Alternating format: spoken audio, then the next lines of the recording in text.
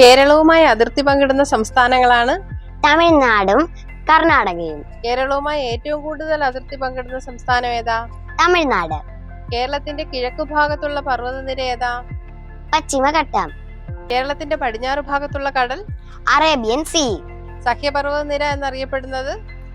പശ്ചിമഘട്ടം. പശ്ചിമഘട്ടത്തിലെ ഏറ്റവും ഉയരം കൂടിയ കൊടുമുടി? ആനമുടി. ആനമുടിയുടെ ഉയരം 2695 മീറ്റർ. കേരളത്തിന്റെ തെക്കുവടക്ക് നീളം 560 കിലോമീറ്റർ. ഭൂപ്രകൃതി അനുസരിച്ച് കേരളത്തെ എത്രയായി തരംതിരിച്ചിരിക്കുന്നു? 3. ഏതൊക്കെയാ? മലനാട്, ഇടനാട്, തീരപ്രദേശം.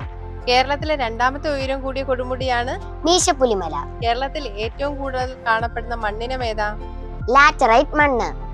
ഇന്ത്യയിലെ ഏറ്റവും താഴ്ന്ന പ്രദേശമാണ് കുട്ടനാട്. അപ്പൊ ഇനിയും കുറെ ചോദ്യങ്ങളുമായിട്ട് മറ്റൊരു വീഡിയോയിൽ കാണാം.